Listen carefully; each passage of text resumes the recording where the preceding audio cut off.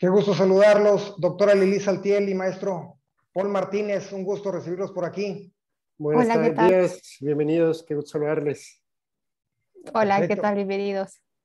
Pues aquí agradeciendo su tiempo y estos minutos que nos van a compartir para hablar sobre el tema de académico.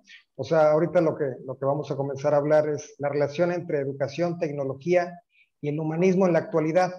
Entonces, pues adelante.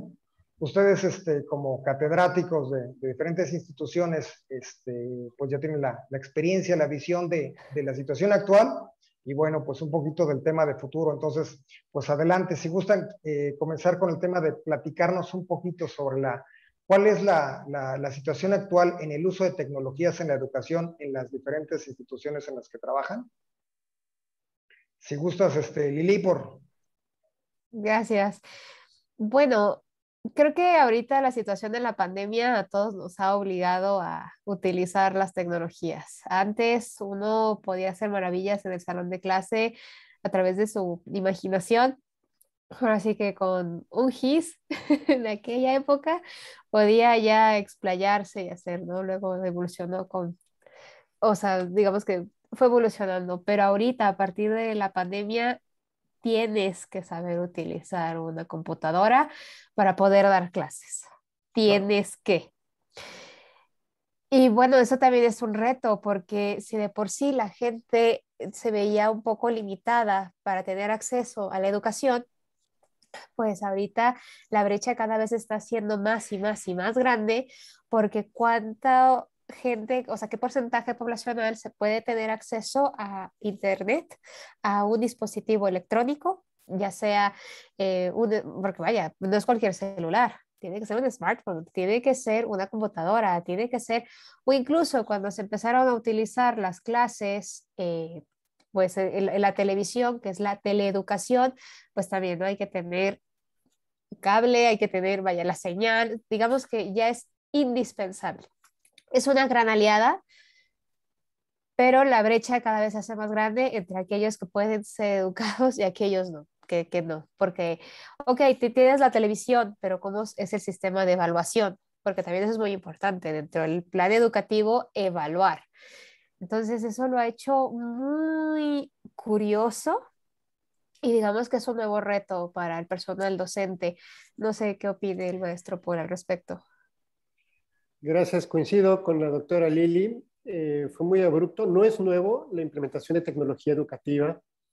Ya desde tiempo atrás se habían hecho varios esfuerzos. Definitivamente dependía de la disposición o la capacidad económica de una institución y también mucho de la actitud de los docentes respecto a convivir, aprender, reaprender y desaprender en el uso de la tecnología. A partir del año pasado, que fue obligado, pues definitivamente fue un proceso doloroso esta curva de aprendizaje para todos. Definitivamente coincido en el hecho de la penetración de los dispositivos en los hogares. Sí se está ampliando la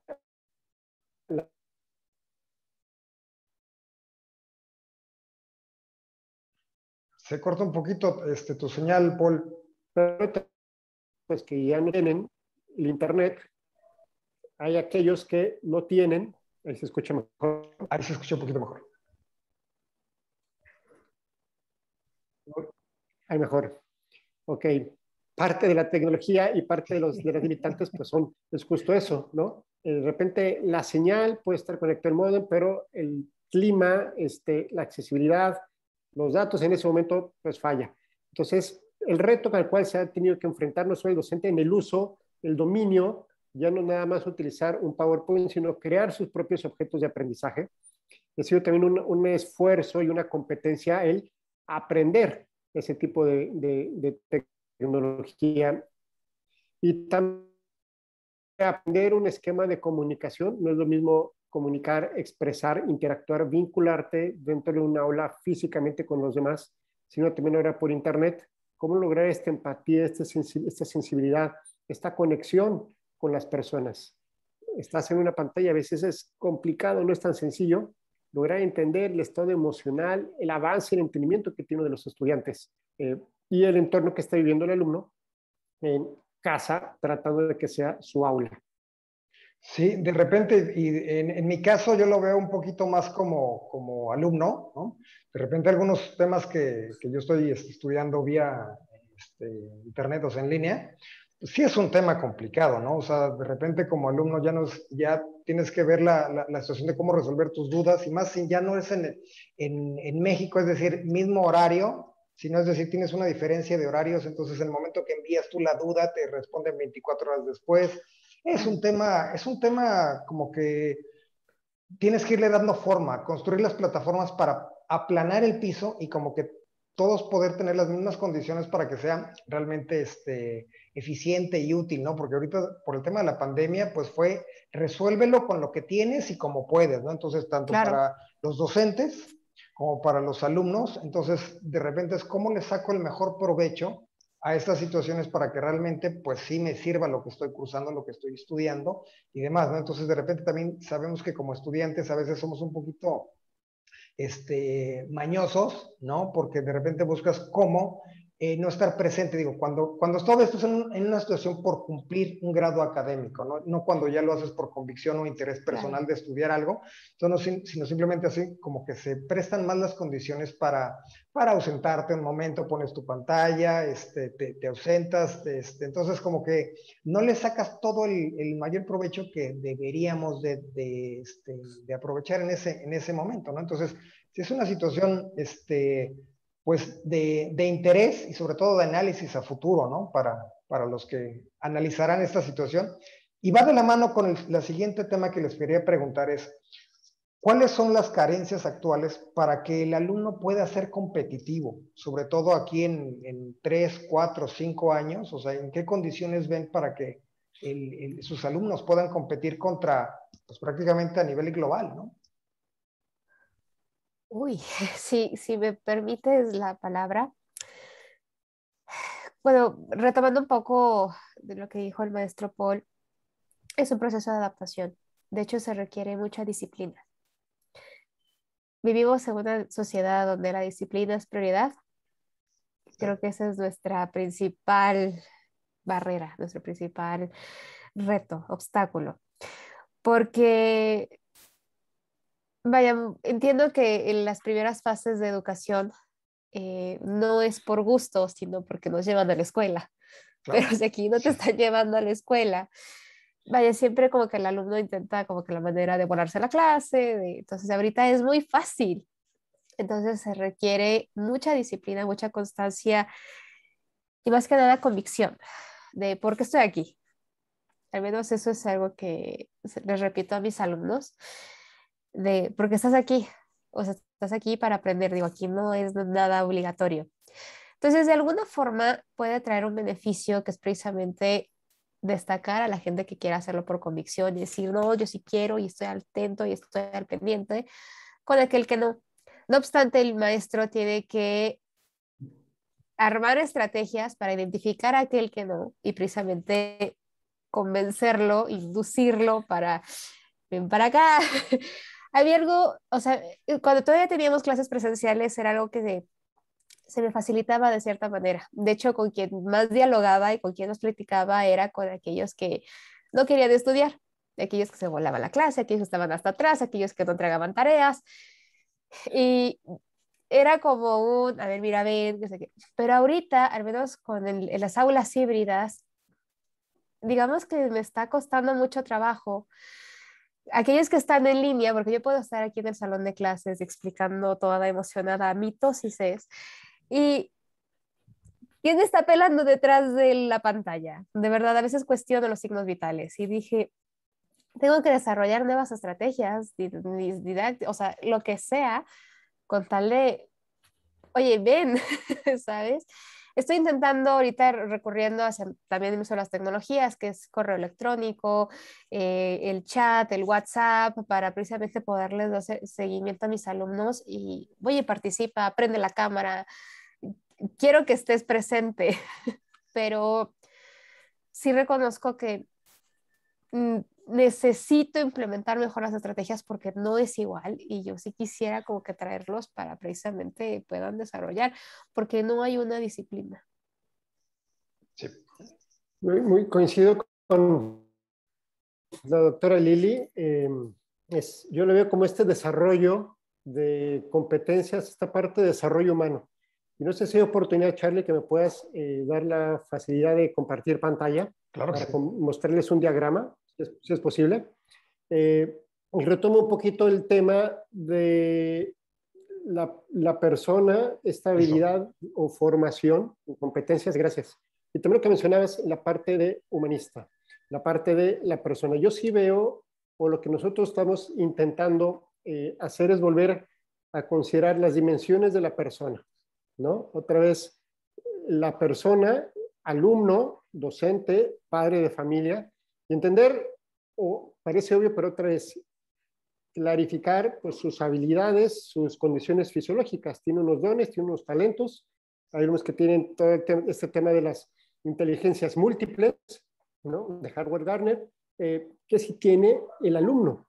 La cuestión física, también de qué está dotado en la parte mental, en la parte de raciocinio, en la parte psicológica, en la parte también espiritual, que le permita pensar y una capacidad cognitiva de aprendizaje. También el tema de su dimensión de la capacidad, ¿no? En qué talentos ya tiene, en qué es bueno y esa capacidad que tiene tanto afectiva como de intelecto y lo que decía también la doctora Lili, su voluntad de querer hacer las cosas. Aprovechando su libertad, bueno, tiene una voluntad, una capacidad de voluntad, de decir, sí acepto, no acepto, lo hago también, porque hay una motivación, porque me están guiando, porque me están inspirando, porque me están dando estas alternativas, yo decido hacerlo. Y decido ir para servir, para apoyar, para gestionar un proceso, una tarea, el uso de una tecnología. Nos vamos también a la dimensión de la capacidad del lenguaje y de la comunicación. Cómo tienes que tú como docente impartir, explicar, motivar, inspirar, escuchar y dialogar. Ahorita es mucho el tema de escucha. Si no escuchas, no aprendes. Sí. Y también cómo dar este espacio de confianza y compromiso para un diálogo, para una buena retroalimentación que también permita a la persona este aprendizaje y crecimiento.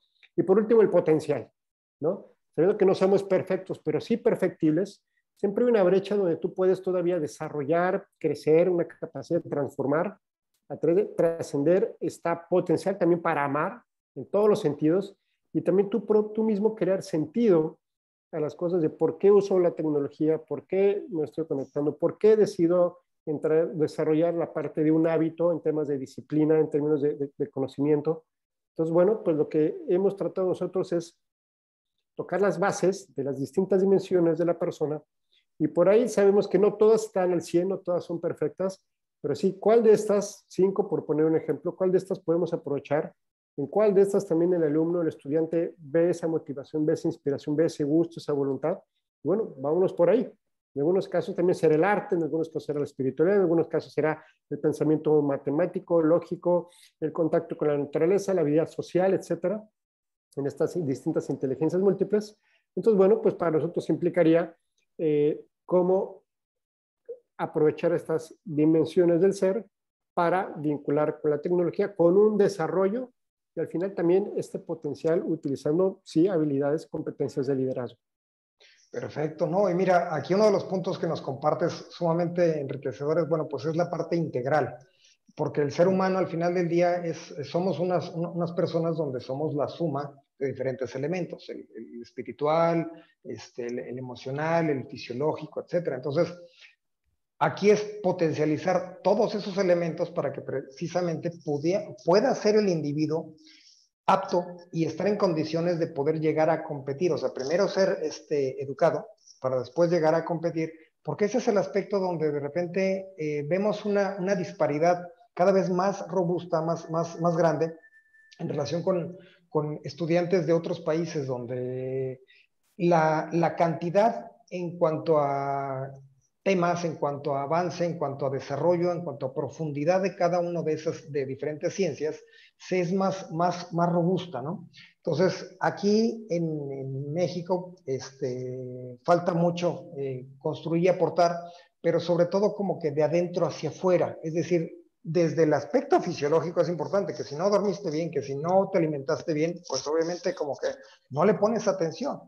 cuando no tienes claro el motivo por qué estás yendo a las clases, pues también, o sea, como que estás pensando en otros aspectos, o sea, estás en Narnia, ¿no? Sí, diciendo que estás en un aula de clases, ¿no? Entonces, cuando no vas integrando todos esos aspectos, es donde se vuelve una pérdida de tiempo para el alumno que invirtió muchos años y llega a una edad adulta donde sale con un título, pero no es capaz de hacer, ni de opinar, ni de resolver una situación donde todo el tiempo que debió de haber aprendido, no lo aprovechó. Entonces, pues muy interesante, Paul, Lili, su información y sobre todo, bueno, pues aquí el punto es cómo poder ser competitivos, y es lo que estamos ahorita comentando.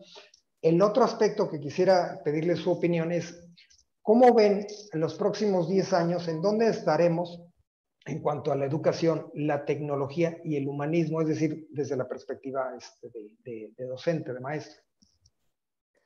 ¿Dónde nos vemos en 10 años?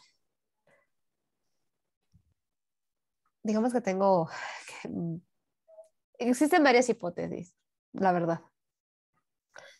Una refiere que va a destacar, va a sobresalir aquella población que haya tenido el compromiso y la disciplina de estudiar, aquella persona que precisamente reconoce el sentido de la vida y por qué quiere estudiar y prepararse en lo que busca, en lo que quiere.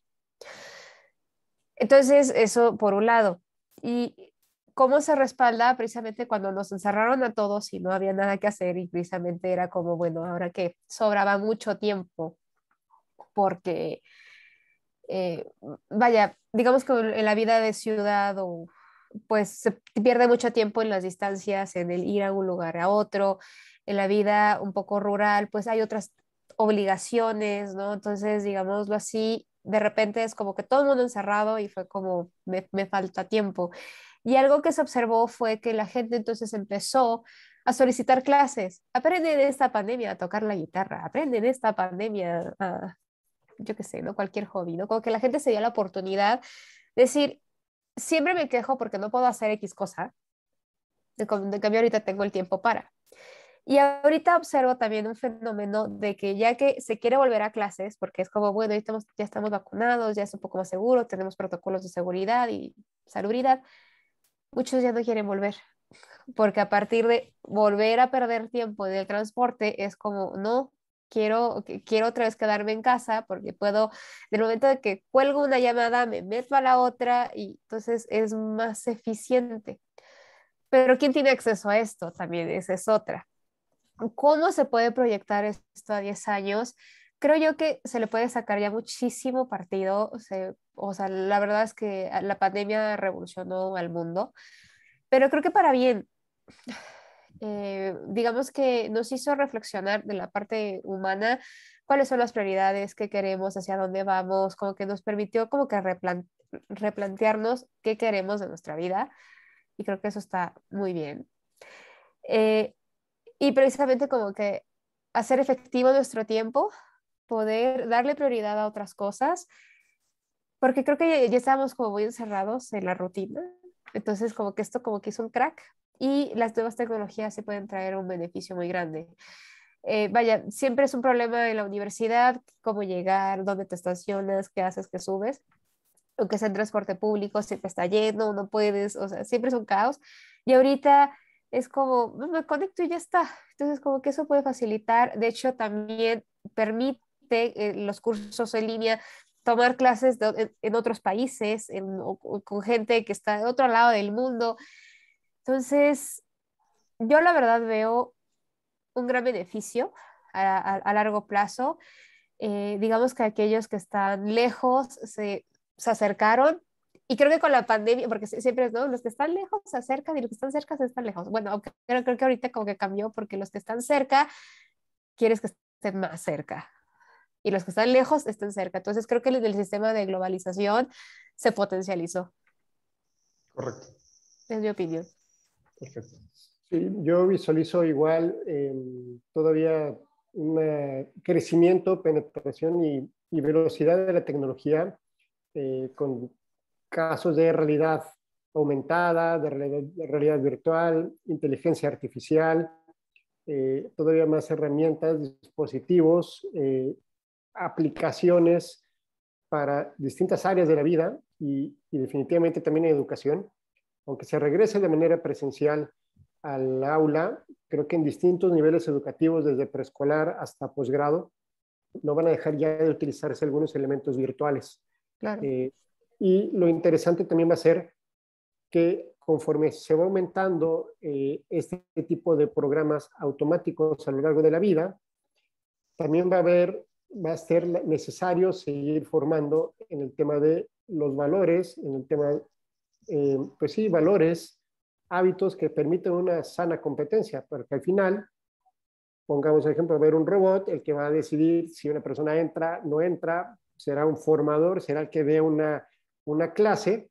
Bueno, al final tendrá también que interactuar, tendrá que tomar decisiones, tendrá que explicar hábitos, ¿no? Valores a las personas, y ahí es donde también está el reto, ¿no? ¿Quién es la persona que está programando esto? ¿Cuál es la visión, el fin, el sentido en el cual se está creando esto? Sí, para hacer una vida más cómoda, sí, para tener más facilidad en otras cosas, sí, para hacerlo más rápido, más práctica en nuestra vida. Pero volvemos a eso, ¿no? ¿Cuál va a ser la disciplina que va a tener la persona? Pero si me conecto o no me conecto, apago o no apago, puedo rayar ahorita tu pantalla, hago y programo y hackeo a todo el mundo y les mando una imagen inapropiada. Bueno, ¿cuáles van a seguir siendo los hábitos, las normas, las virtudes, la disciplina que va a regir a una sociedad tal vez con más tecnología y con más apertura en muchos sentidos? Entonces, pues sí, sí vamos hacia ese ritmo, pero también pues el reto como formadores y educadores, pues no va a dejar de una máquina formar y educar de la misma manera que un docente preparado, humano, empático, etcétera.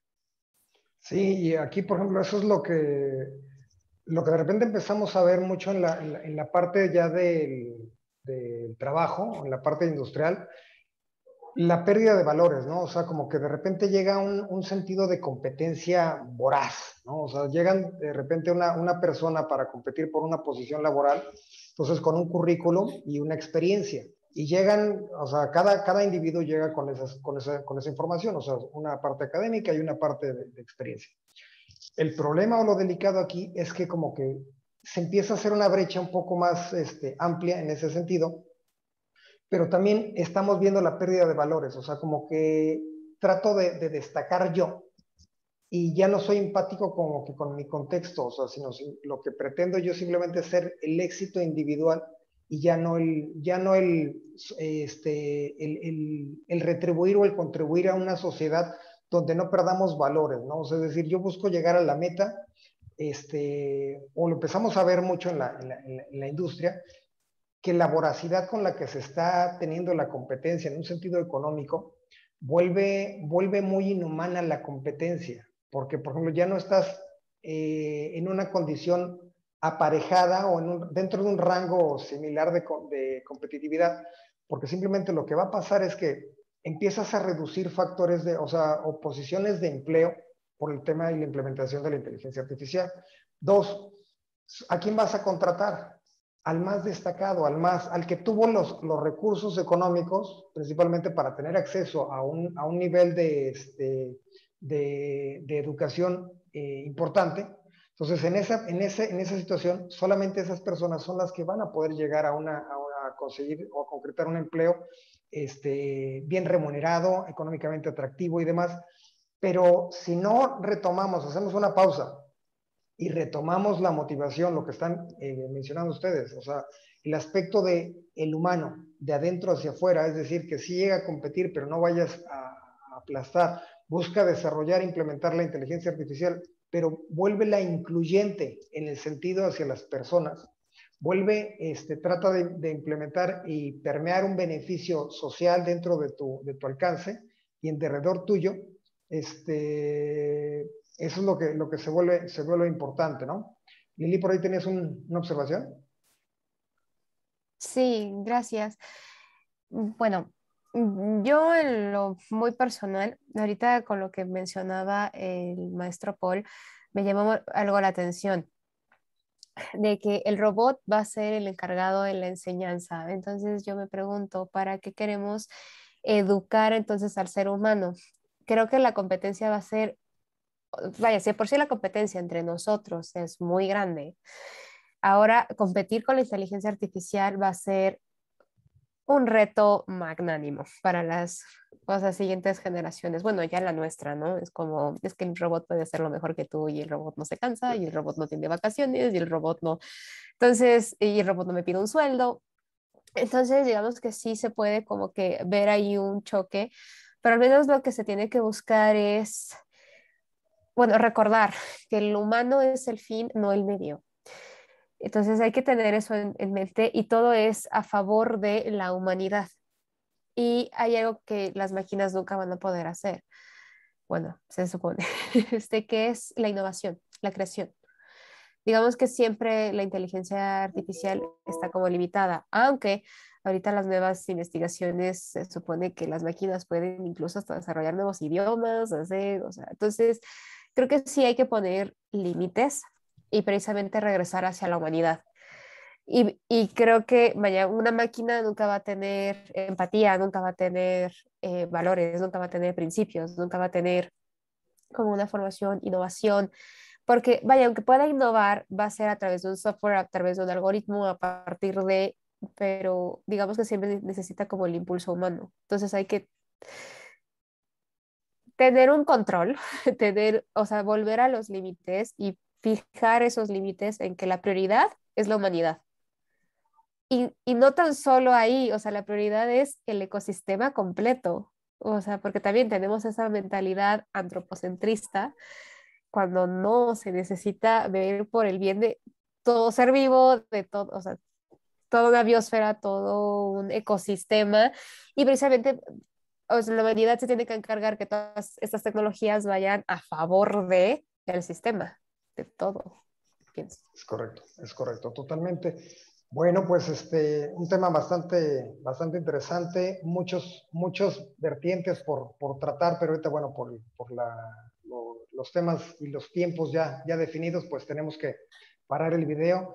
Les agradezco mucho su información, su tiempo, doctor Lili, maestro Paul. Entonces siempre es un gusto compartir con ustedes estos momentos, este tiempo y sobre todo aprender de sus experiencias, de sus vivencias y espero que muy pronto podamos nuevamente definir otro tema, volverlo a desarrollar y bueno, intercambiar opiniones en este medio. Qué bueno, Gracias muchas por la gracias. invitación. Y me encantó la aportación de la doctora Eli. Definitivamente la tecnología, quedémonos con eso, es un medio. El bienestar, el desarrollo de la humanidad con ese ecosistema, llámese ecología, seres vivos, etcétera, pues sí, sería cuidar, ¿no? Ya como un fin en particular. Muchas gracias, Carlos, por la Totalmente. invitación. Muy buen día. Gracias, Paul. Gracias, A todos. hasta luego. Buenas tardes.